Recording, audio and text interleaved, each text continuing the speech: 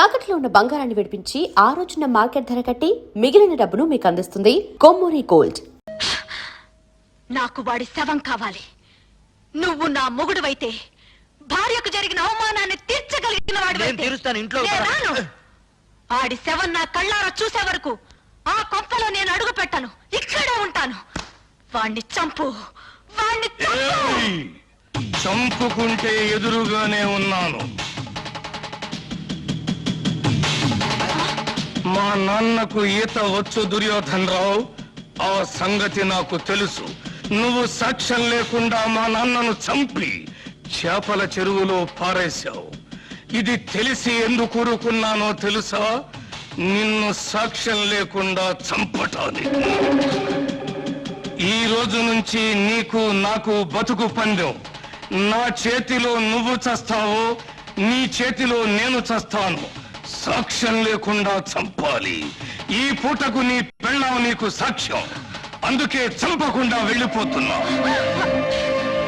నాకు వాడి శవం కావాలి, వాడి శవం కావాలి, శవం కావాలి, శవం కావాలి. ఇన్నాళ్ళు తల్లి చెల్లి తల్లి చెల్లి అని నోరారా పిలుచుకుంటారు. ఇక నుంచి పిచ్చి తెల్లని పిలవాలి కాబోలు. అంటే ఏంటి? 5,000 బస్తాలు పోయినేనా పిచ్చి చూపులు? ఆ మంచం మీద ఫోర్స్ తర్వాత ఈ పరిస్థితికి వచ్చిందండి. ఆ అవమానంతో హార్ట్ అటాక్ వచ్చి వస్తుందేమోనని భయంగా ఉంది. ఆ భీముడు వాడి పేరు వినపడితే చాలండి, ఈ టైప్ లో జరిపిస్తూ ఉంటుంది. కేసు మీరు చూసుకుంటానంటే వాడిని మర్డర్ చేయిస్తా. వద్దయ్యా, వాడు నీ పెళ్ళాంతో మంచం మీద ఉండటం ఊరు మొత్తం చూసింది. ఇలాంటి సమయంలో వాడిని ఫినిష్ చేస్తే ఊరంతా వాడిని నువ్వే చంపించావని సాక్ష్యం చెప్తుంది. మరి దాన్ని అవమాన భారం నుంచి ఎలాగయ్యా తప్పించడం? కిందటేడు పురుగు పట్టిందని పత్తి రాలిపోతే గుంటూరు జిల్లా రైతులు చాలా మంది ఆత్మహత్య చేసుకున్నారు, గుర్తుందా? అవును. ఆ చేలల్లో జల్లిన మందు అండర్ గ్రౌండ్ లో దాచిపెట్టా, కేసు రాకుండా.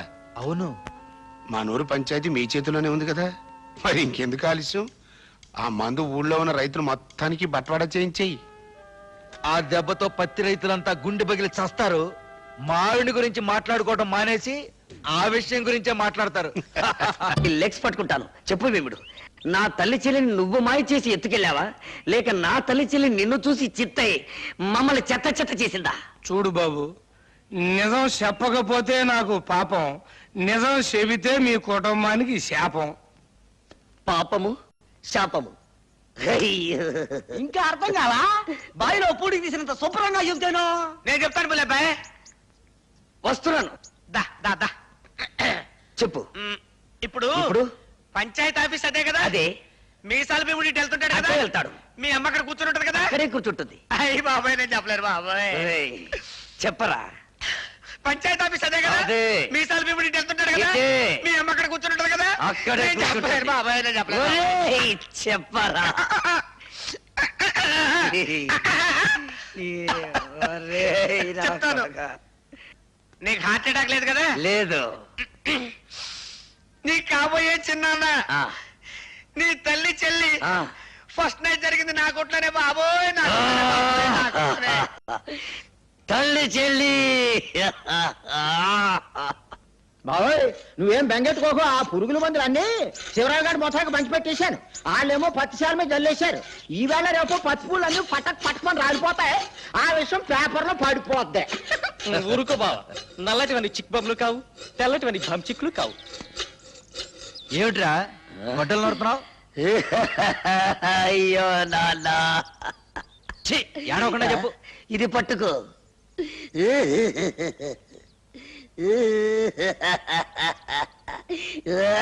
అయ్యో, ఏమిట్రా ఈ పిచ్చి వేషాలు? పిచ్చి వేషాలు కాదు నాన్న, పరశురాముడు ఏం చేశాడు? తల్లిని చంపాడు. ఎందులకు? ఆవిడ శీలం మంచిది కాదని. నేను కూడా తల్లి చెల్లిని. నీకేమైనా పిచ్చెక్కిందా? అయ్యో పిచ్చి తండ్రి, ఇప్పుడే జాకెట్ల జాకి ఒక అశుభవార్త చెప్పాడు. ఏమని చెప్పాడురా? ఆ నల్ల భీముడు నా తల్లి చెల్లిని జాకెట్ల కొట్లో పెట్టి ఈ అమ్మ కడుపు మాడ.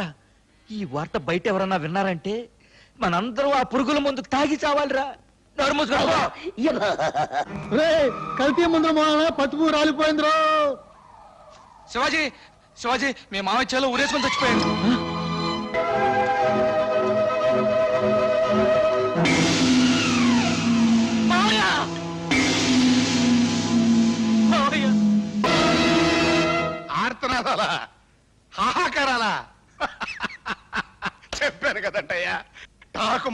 పని.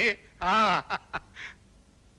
ఏంటి ఎవరు వాళ్ళతో పాటు చచ్చిపోయింది ఎవరయ్యా? నీ తమ్ముడు.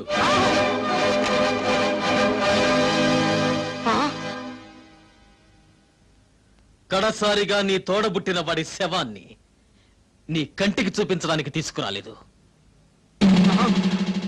హిందూ సిద్ధాంతాన్ని నమ్మిన వాళ్ళం కదా. అన్నవి నువ్వు బ్రతుకుండగా ఆయనకి తలకొరివి నేను పెట్టకూడదు. అందుకే శవాన్ని ఇక్కడికి తీసుకొచ్చాను. నిన్ను మా ఊరికి తీసుకెళ్ళచ్చు, కానీ తలకొరివి పెట్టడానికి మిగిలుండకుండా రైతులు నీ తల తరిగి పెడతారు. ముప్పావల పేళ్లతో ఎంపీ గారి తమ్ముడి శవాన్ని తగలబెడితే గొప్పే ఉంది, తప్పు కూడా. అందుకే ఎక్కడెక్కడి నుంచో తెప్పించుకున్న గంధపు చెక్కల సామానంతా ముక్కలు చేసి పేళ్లుగా మార్చి చితిని పేర్చి తగలబెట్టు.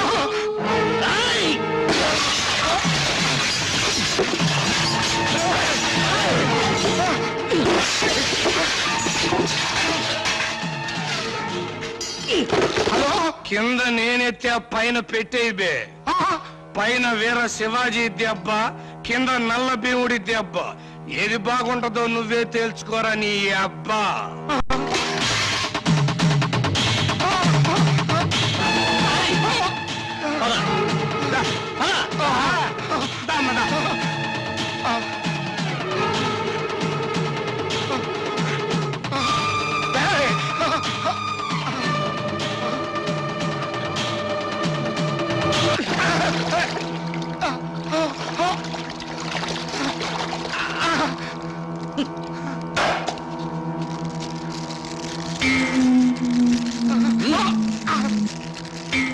తీసుకో, అంటించు.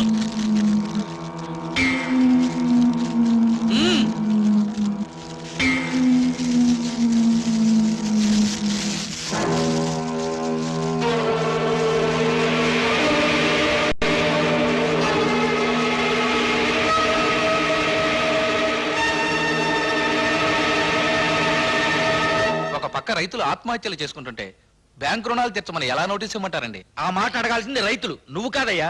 ఏమైనా నాకు మనసు ఒప్పటం లేదండి. పోనీ ఎంపీ గారితో ఫోన్ చేయించమంటారా? వద్దొద్దు, అంతవరకు ఎందుకులేండి. లేకపోతే ఏమిటండి, రైతులు అక్కడేం ఆడటం లేదు, డాన్సులు చేస్తున్నారు. మీరు ఇవ్వండి నోటీసులు. ఎంపీ గారితో చెప్పి నీకు ప్రమోషన్ ఇప్పిస్తానయ్యా. ఎంపీ గారే ఇవ్వమన్నారు ఈ నోటీసు. మీరేం భయపడకండి. మనందరం కలిసికట్టుగా ఉంటే ఈ గవర్నమెంట్ ఏం చేస్తుందో చూద్దాం. అలా కాదమ్మా, ఇది న్యాయవాణి బ్యాంక్ ఆఫీసర్ గారిని అడుగుద్దాం. కాదు అంటే లెఫ్ట్ లో ఎర్ర జెండా ఉంది, రైట్ లో గాంధీ గారు అంటుంది. ఉద్యమం చేద్దాం.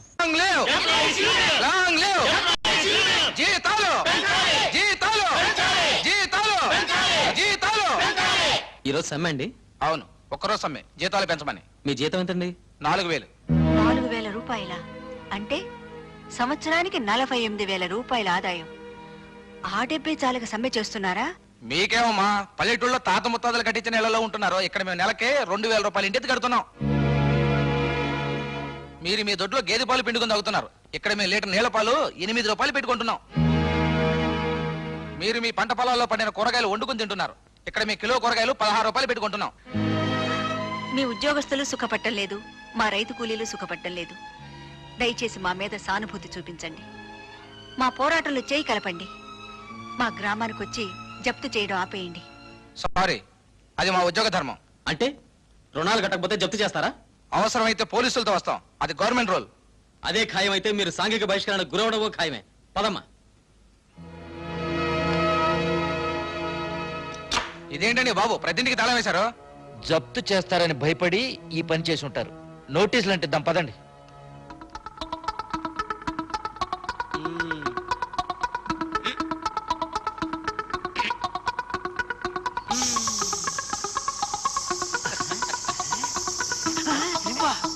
ఇదేంటి గురు? అక్కడ బ్యాంక్ వాళ్ళు ఉన్నారు కదా, ఇక్కడ గాలి తీసేస్తున్నా. అమ్మో, గొడవ అయిపోద్దేమో. ఏంట్రా గొడవ అయ్యేది? ఊరు చివరిని ఏమంటారా? పోలినారా? అక్కడ ఇస్తా ఫినిషింగ్ టచ్. బావా, బ్యాంక్ ఆఫీసర్ల జీపు గాలి తీసి పారిపోయారు ఎవరో. గాలి తీసేసారా? 7 మైళ్ళు మనం ఎలా వెళ్ళాలి సార్?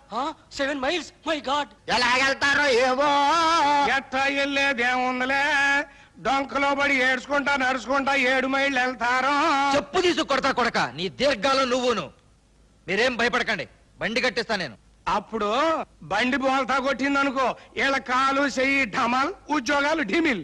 వదిలేండి సార్, ఇదేదో కొత్త టైపు సాంఘిక బహిష్కరణ అనుకుంటా. పదండి వెళ్దాం.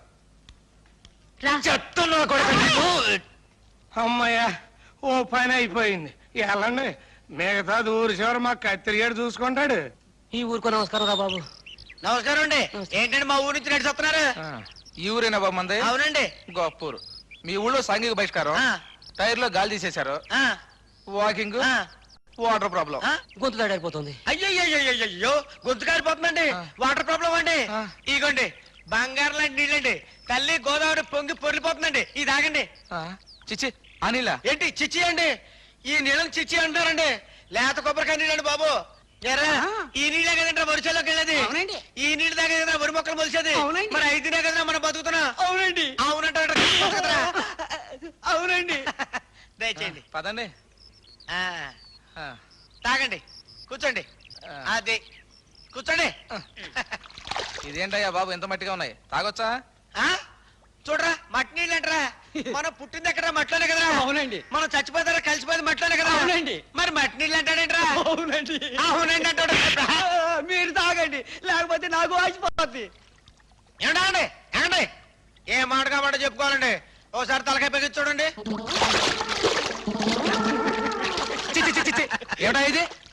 ఏంటే, ఒకవైపు రైతులు ఆత్మహత్య చేసుకొని చచ్చిపోతుంటే జీపెక్కి ఫైల్స్ తీసుకొని అప్పులు వసూలు చేసుకోవడానికి వచ్చారంటే. అప్పులు వసూలు చేసుకోవడానికి వెళ్ళండి. అందుకే ఇచ్చాక ఫినిషింగ్ టచ్.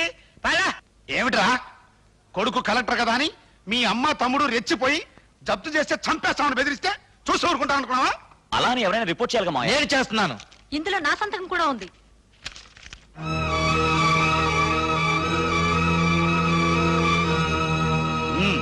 పోలీస్ ఫోర్స్ తో బయలుదేరు. ఊళ్ళో ఫోర్స్ మాట ఉంది.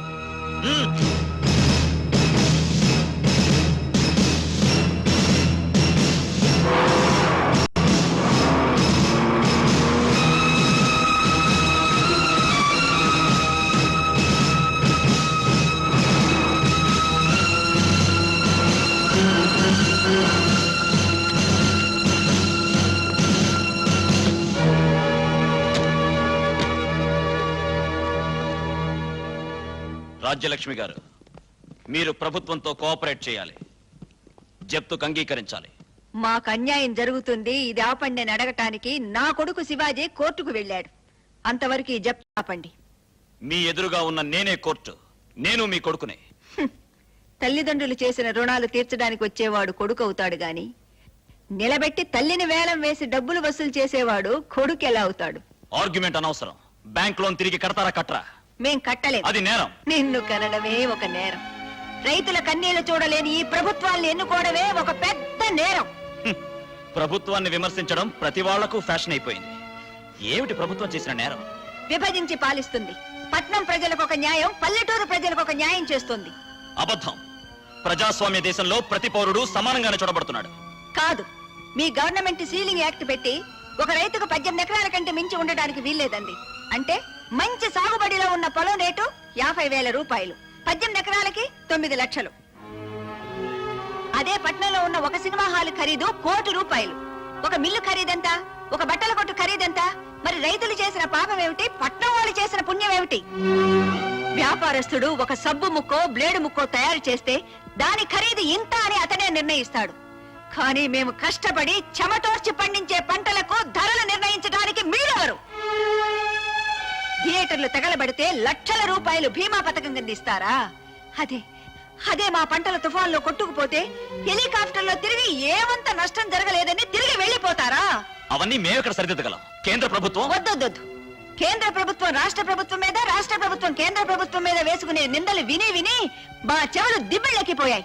చూడండి, మేము ఇక్కడికి వచ్చింది మీ బాధలు వినడానికి కాదు. మీరు గవర్నమెంట్ తో సహకరించకపోతే అరెస్ట్ చేసైనా సరే. వేయించు సంకెళ్ళు. ఈ చేతులతో మట్టి పిసికి మోడు నరికి అరక దున్ని నిన్ను కలెక్టర్ని చేసిన పాపానికి ఈ చేతులకి సంకెళ్ళు వేయాల్సింది. వేయించు సంకెళ్ళు. కానీ ఒకటి మాత్రం గుర్తుంచుకో, నా కంఠంలో ప్రాణం ఉండగా జప్తు చేయించలేవు. ఇన్స్పెక్టర్ సార్, ఆవిడ్ని వెంటనే అరెస్ట్ చేయండి. Yes sir.